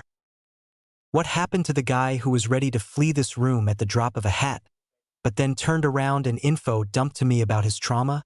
Shigaraki chuckled at Dabi's appalled face. He realized you're just a weirdo with an oddly large heart. Not his father. Dabi rolled his eyes before freezing at his own words. Did he really just say that? To his face? You're right. I'm not your father. Shigaraki didn't miss a beat though. I know I'm short-tempered, but if you ever have a problem you can talk to me or Kurogyri. I'm still the boss, whether you all recognize that or not. Dabi stood up and quickly moved to the door. The openness between him and his leader was making him feel all weird inside. Okay, and this is where I really do dip. Just keep me in the loop and let me know if the kid contacts you. He opened the door, ready to get the hell out of there. Yeah, I'll let you know. Chapter 3, Not Single Mother Material. Hey, kid. It's nearing evening. Do you want anything to eat now? Rumi glanced into her living room from the kitchen and sighed when she saw Izuku curled up on the couch in the same spot and position he'd been in the last few hours. Hawks really wasn't lying when he said the kid didn't trust heroes. The two hadn't had a conversation longer than what was needed to introduce themselves before he refused to move from that spot until he saw Hawks. The way he continually clutched that red feather was only proof that he was serious. It didn't help that she was also getting more anxious the longer her best friend was out at his meeting. She didn't know if she could handle him stumbling to her apartment in the odd hours of early morning, bloodied and in need of food, especially not when she had to take care of a traumatized child who was refusing to eat. Damn it. Miruko, when do you think he'll come back? Izuku's sudden voice pulled her from her thoughts, and she quickly hopped into the room, thankful for any kind of distraction from her worries. I don't know, Izuku. She hated not having solid answers for him. Not having answers about Hawk's whereabouts just stressed them both out. Did he leave? Izuku's voice was small as he asked this question. He didn't give any more context, but Rumi knew what he meant, and it's the one thing she was very sure about. No, Izuku. I swear he did not leave you, she promised. The image from earlier that day of Hawks holding a sleeping Izuku in his arms, completely unwilling to let him out of his sight but having to, and the way his gold eyes never left Izuku's face, even when he was talking to Rumi, flashed through her mind, and she was even more confident that Hawks would never even dream of leaving this kid behind. He wouldn't dare. Miruko, you really are his best friend, aren't you? Rumi smiled warmly at the kid and took the chance to move a bit closer to him on the couch. When he didn't flinch or move away, she took that as a win. I would like to think I'm his best friend, considering I don't think he has any other friends, she laughed. But even if I wasn't his, he's definitely mine. What makes a good friend? Izuku finally made eye contact with her. His big green eyes were glistening with tears. He stubbornly refused to let fall, and the dirt on his face was still covering up his cute freckles. I had a best friend who started to be mean to me, but he never hurt me like everyone else. It was like he was trying to protect me from the others by being mean. His tongue suddenly felt too large for his mouth as he started stumbling over his words, those pushed back tears threatening to fall. He really hurt me though, more than the others, but I still really care about him. Is that wrong? Rumi let him finish. A small smile offering comfort rested on her face the whole time. Hey Izuku, I'm gonna say something you may not like, alright? His slow, hesitant nod made her question if telling him this was the best idea, but she had to go for it anyway. Best friends are those who love and support the other. Now, I don't know what your friend is like, and I don't know what exactly he was trying to do by bullying you, but I do know that if he cared about you the same way you care about him, then he should have talked to you. She reached out her hand slowly, giving him time to pull away if he didn't like it. When he never moved, she placed her hand on his head, gently threading her fingers through his hair. And no, it is not wrong to still care about him. That just means you're a nice person. Izuku couldn't hold them back anymore. The tears finally broke free, and he started sobbing as he continued to look up at the woman. I'm a nice person? His stuttering from earlier had all but gone away because he wasn't scared anymore, but the intense emotions he was suddenly feeling brought it back. Yes, Izuku, you're a nice person. I've seen a lot of bad, but I can say that you are part of the good ones. Her confidence seemed to leak from her fingertips into Izuku from where they were still connected. Do you think I could be a H-arrow? He whispered out. Well, of course. Anyone with the drive can be a hero, kid. She was confused by the sudden change in topic, but her confidence never wavered. Even without. He looked at her meekly. Even without a quirk? He whispered, scared of what her reaction, her answer, would be. Rumi didn't waste another second before pulling Izuku into a tight hug. He stiffened against her at the sudden action, but slowly relaxed into the hug. It'll take more hard work and dedication, but yes, I do think you can be a hero, even without a quirk, she muttered into his hair. The words sent him over the edge as he tightly wrapped his arms around her toned form. The muscles no longer felt intimidating, they felt safe. Can I really? Yes, of course. I don't lie, especially not about hero work. But he stiffened again, waiting for what followed that. But before you can do any kind of hero work, you need a bath.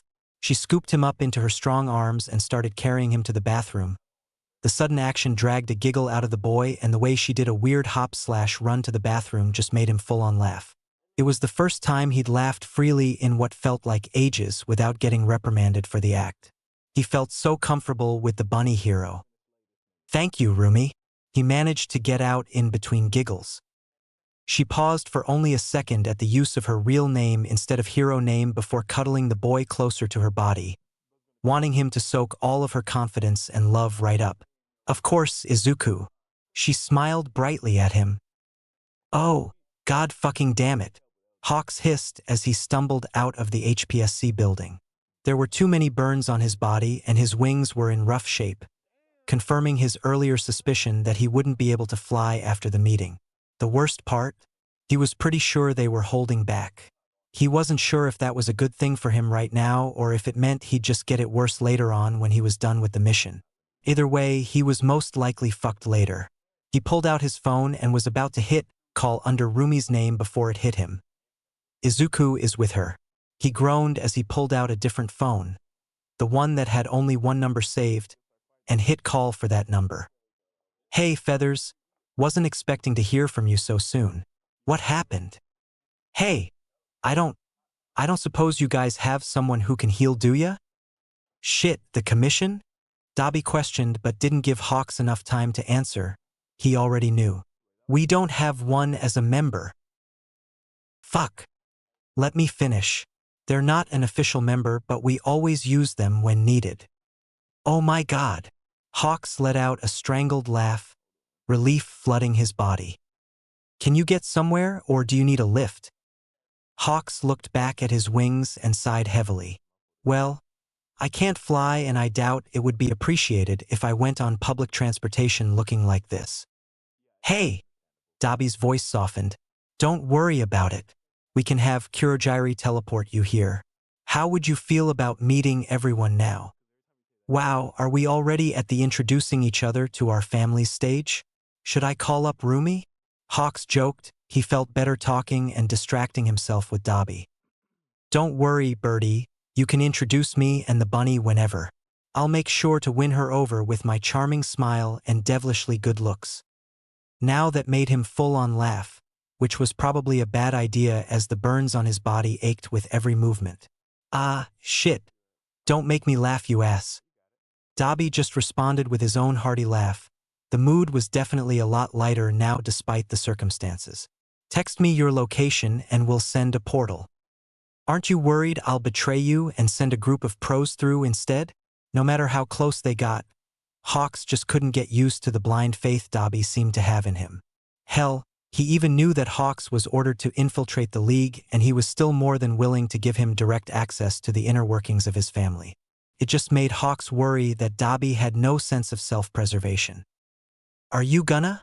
Dabi asked him. His tone wasn't accusatory, it was just genuinely curious. No, I wouldn't do that, Hawks muttered. That's what I thought. Now come on, let's get you taken care of. Okay? Dabi didn't give him a chance to respond to that as he just hung up, trying to rush Hawks to send his location. He didn't know how injured the hero was, but he didn't want to risk making it worse by leaving it alone for too long. Ah, okay, let's do this. He took a deep breath and then hit send, giving his location to Dabi and the League of Villains. The one thing he'd been working towards for the last couple of months was now happening, but it was for a completely different reason. They were going to take care of him, and he wasn't going to turn on them. If someone had asked the Hawks from 3 months ago what his life would be like in 3 months, he definitely would never have said that he'd be turning on the commission to join the League and that he felt safe around one of the members. Plus, they now had a kid together. Kind of, technically. His life was just not going the way he expected at all. Dabi, I thought you ran away from me earlier. Why are you back so soon? Shigaraki scoffed without looking up from his game console. How and when he got that, no one actually knew. Shut it. Is Maharu available right now? Dabi brushed off his comment, not really wanting to think about their strangely intimate and open moment from a few hours earlier. Now that made Shigaraki put down his game and he directed his attention towards Dabi. You look fine, so I'm assuming this is about your hero? It wasn't necessarily a question that needed answering because he pretty much already knew it, but he phrased it this way to get some more information out of the secretive man. Dabi wouldn't willingly give up information about Hawks. He didn't exactly tell me, but I know for a fact that he lied to the commission to protect us and Izuku. He's hurt and can't go home right now. He called me for help, Shigaraki. He wouldn't do that if he could help it. He tried to explain in a way that would convince Shigaraki to help. All right, I'll call for Maharu. I'm assuming he needs Kurogiri to warp him here. Yeah, he hesitated, confused as to why his childish boss was being so compliant. I already got his location. Dabi held up his phone to show the map that he had pulled up with the location Hawk sent. Fine, just make sure he's not followed. I'll go make a call. Shigaraki stood up, fully abandoning his game to help Dabi. Why are you being so chill about this? It's kinda creepy. Dabi shivered as their conversation from earlier yet again flashed through his mind. Before Shigaraki could answer, he just waved him off. Never mind. I'm not curious enough for this to take precedence over what needs to be done right now. Don't worry about it. He wasn't entirely sure he wanted to know the answer anyway. Shigaraki just shrugged. He didn't mind sharing or not depending on what the others asked of him. You really care about the bird, don't you? He settled on saying. By the way the skin on Dabi's face, not covered by burn scars, turned a deep shade of red, he was absolutely right. You don't have to dash. Yeah, I do. Dabi cut him off. He'd never said the words out loud before, but at this point in time it just felt right to say. He did care about Hawks a shit ton. He wasn't entirely sure just how far he'd go to take care of him, or Izuku now for that matter. Since he was a kid, he's never had a good healthy relationship to look up to or learn from, but this feeling he had, the worry he felt every time Hawks didn't respond for a while, the way he'd willingly lay down his life to protect him and Izuku, that must be the love he never had the chance to know. He already knew what it felt like to be protective over his siblings, but Hawks was a different type of protectiveness. It had to go deeper than that. Good, is all Shigaraki said before walking away, the ghost of a smile on his face. He never had a healthy relationship to look up to either, but it was just hitting him that he may have one now. Dabi, I am prepared to bring Hawks here. Do you have the location? Kurogiri asked him once Shigaraki had left, snapping him out of his own thoughts. How did you know who I was bringing here? I never told you, or anyone for that matter. Dabi eyed him suspiciously. The Kurogiri knew, did everyone else? Do not worry, Tamura filled me in only earlier today. He thought it would be important for me to know where you were sending the child. Okay, yeah, that makes sense, I guess. Dabi shook it off. He really could not be wasting time right now. Hawks was waiting for him and counting on him. I have his location that he sent, and he knows to be discreet about where to have you warp to. Understood. I will go get him now. Oh, and be gentle? He's injured, so. He trailed off, not entirely sure where he was trying to go or what he was trying to say. Kurogiri always put everyone's safety first, so he wasn't even sure why he was questioning the villain. He pretty much acted as the League's mother half the time anyway. That wouldn't change for Hawks. He may be a pro-hero, but he was still a potential member of the LOV and someone important to Dabi. If anything, he'd be even more careful transporting him. Do not worry, my extraction will be as careful as possible. I must be going now though. If he is injured and just standing around, other villains not associated with us may see him as an easy target. Shit, yeah, go. Dabi never even thought about that possibility. He'd been so busy the past few months working to win Hawks over that he never even thought about the danger he would be in by being on the cusp of the world of villainy while still being a full-time limelight pro-hero. That definitely did not help the constant worry Dabi always felt concerning Hawks. It was going to be even more difficult to let him out of his sight now.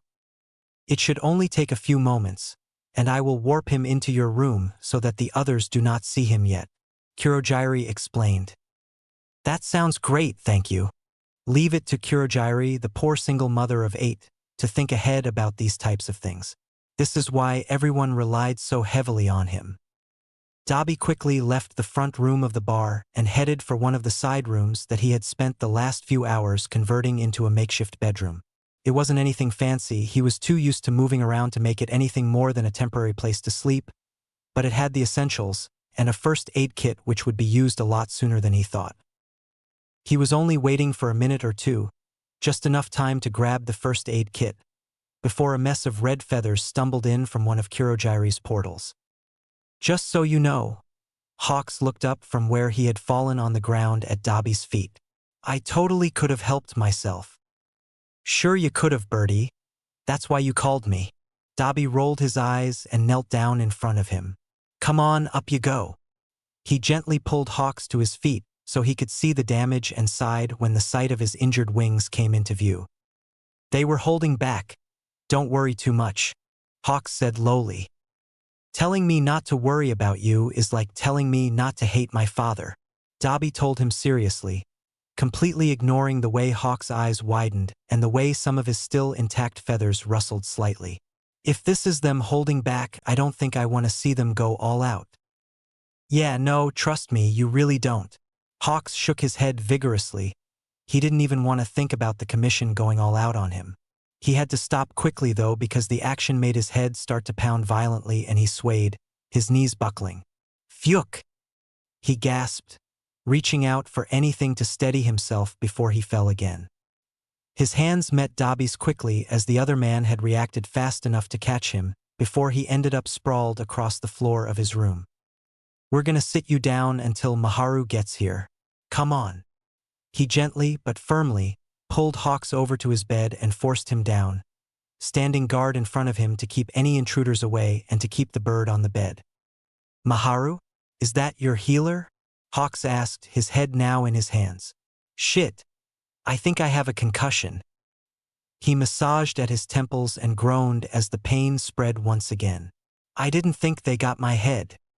Yeah, they really fix us up when we need them too. Shigaraki's calling them right now, so they should be here soon. We'll make sure to have them look at your head too, Feathers. Oh yeah. Speaking of those, how bad are my wings? I couldn't really see all the damage. Dabi looked back at the blood-red wings that were not in the best condition, and then back to Hawks. Let's just say, unless Maharu can fix them up, I don't think you'll be flying for a few days. Shit. I can't let the kids see me like this. Hawks rubbed his face. I even stupidly put the commission on his trail. Why the fuck did I do that? I'm so stupid. His voice was muffled through his hands, but Dabi still heard him clearly. And if he saw a few tears slip out from under his hands, he'd never acknowledge them. Hey, we'll talk about that later. He needed to know just what the fuck Hawks had let slip to the commission, but he really had to take care of him first.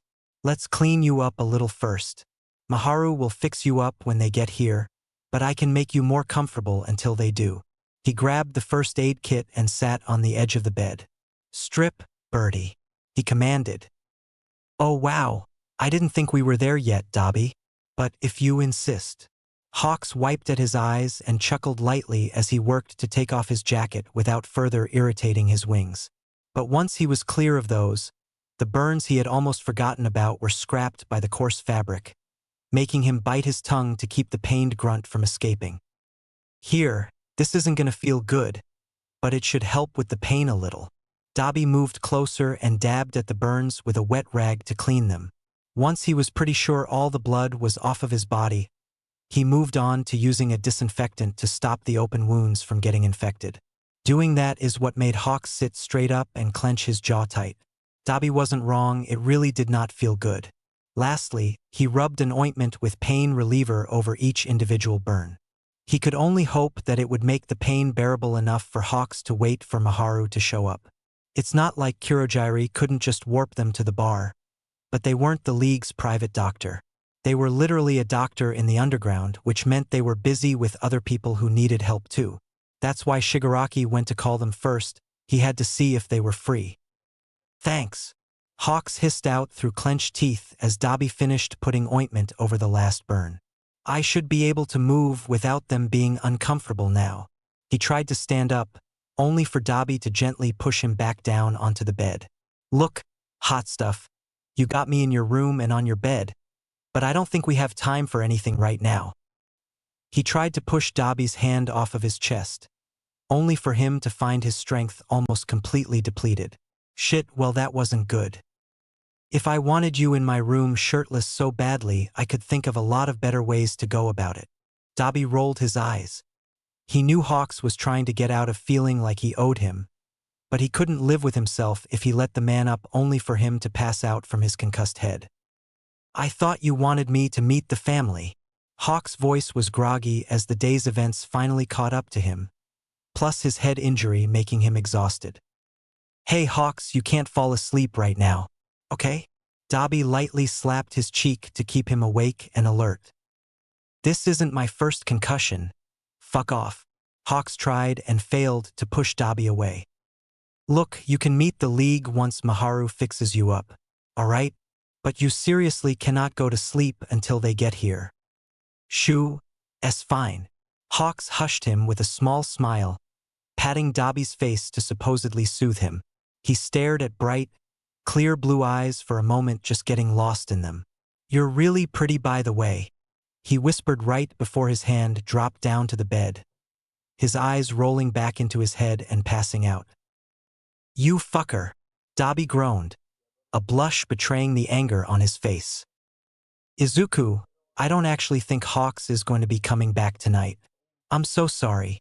Rumi set a plate of food down in front of the now squeaky clean kid, his clean face and damp hair making him really look like the teenager he was. He does this often after meetings, so I don't want you worrying too much. But I promise that he'll be back, right? Izuku finished her thought with a grimace on his face as he picked through the sandwich she gave him. Don't worry.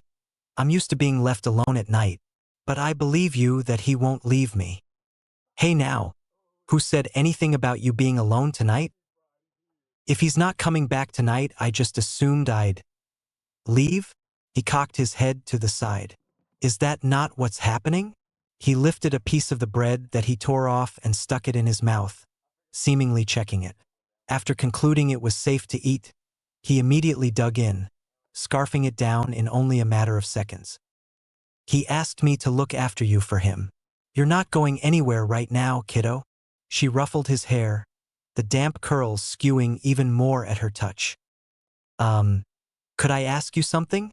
Izuku shook off her hand. He loved the warmth on his head, but the act reminded him too much of his mother. Of course, kiddo, what's up? She took the rejection in stride, not letting it bother her. If I asked about my house, what could you tell me? He was trying to be really choosy about his words, not entirely sure how much Rumi knew or how she would react to the truth. He definitely couldn't risk accidentally saying anything that could get Hawks or Dabi or the League in trouble. Well, Rumi sat down opposite from him at the table and sipped on a mug of hot tea. What I can tell you depends on what you can tell me. His confused face made her chuckle as she realized she didn't exactly phrase that in the best way. What I mean is, Hawks didn't tell me anything about you. I didn't even know your name, Izuku, until you introduced yourself to me. So I could most likely get a lot of information about your house for you if you would be willing to give me information on how to find it. Izuku took another bite of the sandwich and looked away from her. How much could he tell her? How much would be too much? How much would she accept on blind faith alone? If you don't want to tell me a whole lot, that's fine, she said after seeing his face. His eyes were darkened and his eyebrows were knit close together. He wasn't just thinking, he was overanalyzing. He was going to overthink himself into a panic if she didn't step in. As she planned, her words pulled him out of his own head long enough for her to get more out for him to latch onto.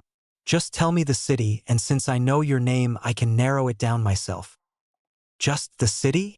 He clarified, not really believing that's all she needed. Just the city, she confirmed with a sharp nod. But tell me whenever you're ready to, she said quickly, not wanting Izuku to feel like she was forcing him into telling her. I would imagine Hawks would like to know more about you too. Rumi figured that Hawks knew more than enough to not feel like he could take Izuku back to his house. But she'd also learned that the best way to get Izuku to comply and open up was by essentially using Hawks. Can I? Izuku finally looked up from the sandwich he had picked apart to hell and back. Can I think about it? He asked softly, obviously not used to his requests being listened to.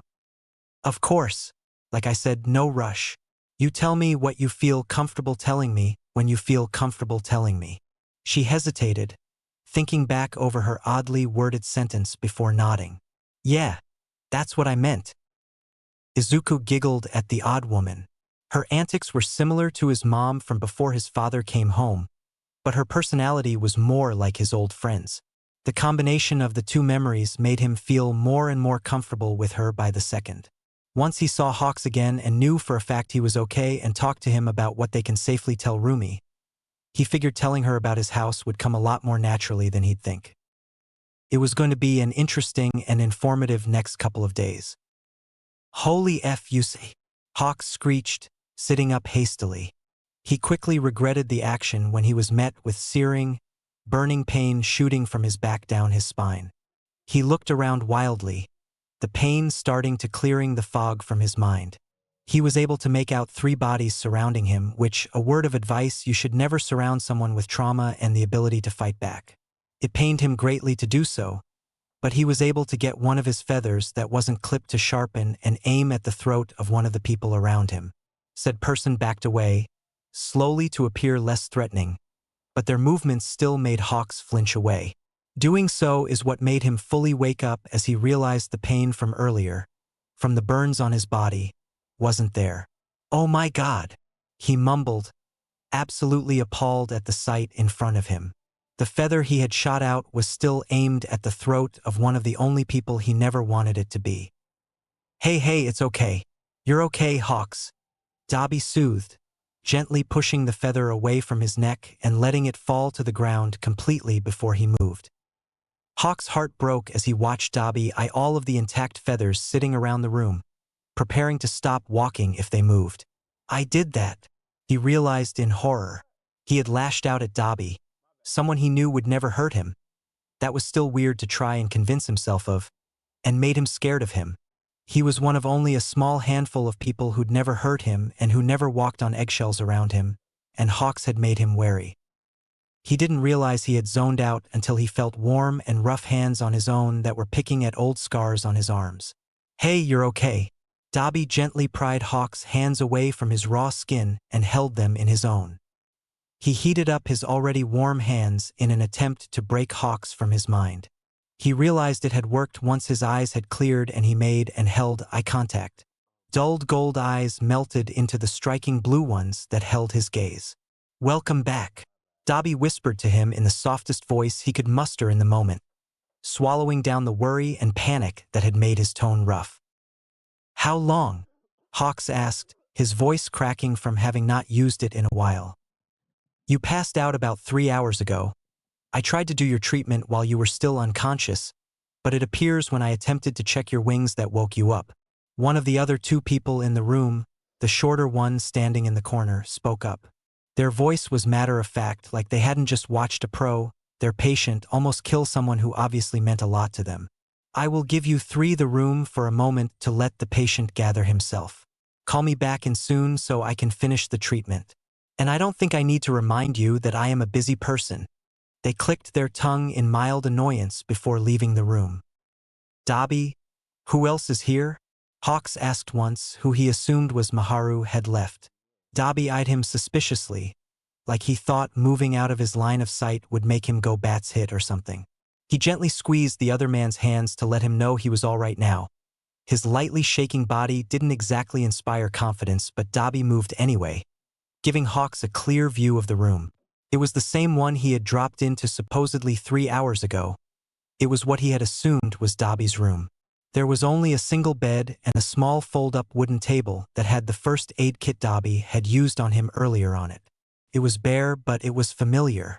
It reminded Hawks of the room he had been stuffed into as a teenager when he outgrew the ratty old daycare that housed at least 20 other children. And it didn't remind him of anything pleasant, his breath hitching as he fully remembered what had happened earlier that day, and he squeezed his and Dabi's still-connected hands even tighter. He was trying to use the heat as a way to ward off the impending panic attack he could definitely feel coming. He didn't need to explain apparently as Dabi slowly heat up his hands, the warmth washing over Hawk's frigid body and thawing him out. The heat was able to shake him of the panic and his eyes wandered away from the eerily similar room setup to the other person standing by the door, but not in front of it. They weren't physically blocking the door, which made his breathing come a bit easier. Their muscular form and sunglasses made Hawks realize who he was looking at. Hello, dear. I'm sorry I'm here without your permission, but I got concerned about you. I had to check and see you were fine with my own eyes. His heart fluttered ever so slightly at the words, and in that moment he both realized how starved for love he was and swore to himself to always give Izuku that love he never got. "It's all right. You're Magna, right?" he asked softly. He probably shouldn't have been okay with a member of the League of Villains witnessing him at his most vulnerable. No. Dabi doesn't count. No. It doesn't matter why. But he could already feel himself giving in to the kind eyes she offered him. "Yep, that's right, dear. You can call me Big Sis Magna if you want." He froze. Oh, he really had to get those mommy issues under control because just that one warm smile from her, and he was already thinking of every way possible to make this woman proud of him so that she would continue giving him that smile. His hesitance didn't seem to faze the woman, though, as her smile persisted. "It's all right, you don't have to call me that yet. Magna is just fine for now. We'll work our way up to that." There was an obvious teasing tone to her kind words. "You can call me Hawks." Her smile fell a little at that, but she quickly put it back on. He panicked a bit at the action. I don't share my real name with anyone." He suddenly felt the need to explain, not wanting this woman to be upset with him. "Don't worry, Hawks.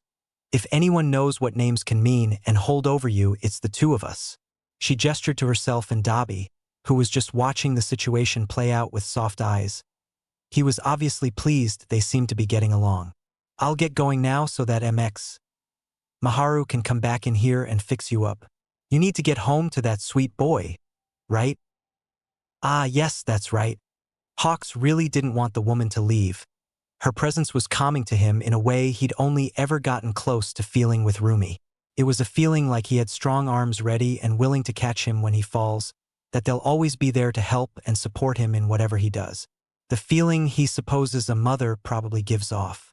But he's had way too much experience being betrayed and quite literally stabbed in the back by the women in his life he had once felt this from. His mother sold him to the other woman in his life who is still using and abusing him to this day. Hawks isn't sure he could handle another woman hurting him. "Rest up, dear. We can talk more once you're better." Magnus smiled at him again and then left the room, leaving Hawks with Dabi, who was still hovering over him. "So you've met the big sister of the family," Dabi chuckled. "She can be a bit much sometimes, but she genuinely means well and will not hesitate to kill someone for us." "Who from the family am I meeting next?" Hawks shook off the weird feeling he had when Magna left and tried to get back to joking with Dabi. It seriously made him feel better. Probably the mom." "The mom? I have no idea who you could be referring to by that." "Don't worry. You've already met them, actually." Dabi shrugged. Before Hawks could voice any questions in response to that, the door opened again and Maharu stepped back in the room. "Look, kid. I am just telling you now that I'm going to have to examine your wings. They were clipped, and even if I cannot heal them, I at least want to get them to the point where your body's natural healing can take over." Maharu got right back to business as usual, completely ignoring the fact that they just walked in on a potentially personal situation between their patient and his friend. "They were clipped." Hawk's voice got small.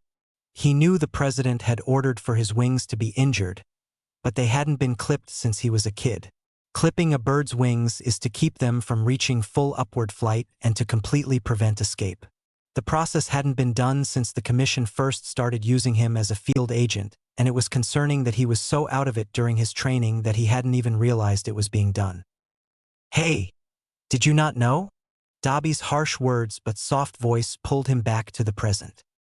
"No, I didn't." He finally looked up at Maharu, meeting their eye for the first time since he woke up. How is that possible? He knew the likely answer, but he wanted to hear it from a medical professional first before he tried to speculate. The commission were harsh and never hesitated to harm him to keep him in line, but they had never gone as far as he feared they had. "As part of the preliminary exam I do on all of my patients, I include a tox screen. I tend to treat those in the line of work that could place them in the way of some harmful drugs and toxins, so it's just a way to fully understand my patient's body before I begin treatment." Maharu paused as they grabbed a folder that was sitting on the one desk in Dabi's room and pulled out a paper. "Unfortunately, I am not completely positive what drug was in your system because it was burned through your body rather quickly. They handed Hawks the paper, his hands shaking as he grabbed it. But I do know that there was at least some sort of concoction that included a dangerous amount of very strong antidepressants that caused temporary complacency and subsequent memory loss. The silence in the room after Maharu dropped that bomb was deafening. Hawks couldn't even dare to breathe after the terrifying suspicions he had were confirmed. Has this happened before?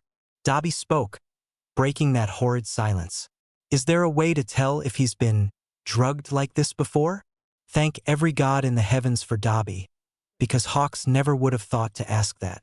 He was barely comprehending the fact that the commission had taken away his autonomy once. He couldn't handle asking if they've done it more than that. Maharu flipped to a different page from their folder and handed that to Dabi this time, quickly understanding that Hawks would not be able to look at it and properly absorb the information. Unfortunately, because it is a quickly digestible mixture, there is really no way to test for any lingering traces. However, because I was able to pinpoint the antidepressants I knew to check your internal organs, and I can tell you in absolute certainty that you have been drugged before, at least with an overwhelming yet non-lethal amount of over-the-counter antidepressants. Oh, that information really did not help Hawks, as he could suddenly feel every little thing. The hairs not singed off by the president were pricking every inch of skin, and he felt the urge to rake his nails up and down his arms roughly, wanting to scratch and peel the skin off so he couldn't feel the pinpricks. The feeling of phantom fingers that must have combed his body when he was out of it made every part of his body they touched light on fire. Is he in any danger from this?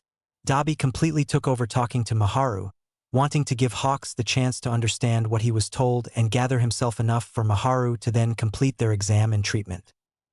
The excessive amount of antidepressants has caused some liver damage, as any medication used in large amounts can do, but it is nothing irreversible, and I have already begun treatment on his liver from my earlier examination. They pointed to something on the paper Dabi was holding. He should be fine in a week or so as long as he does not take anything else.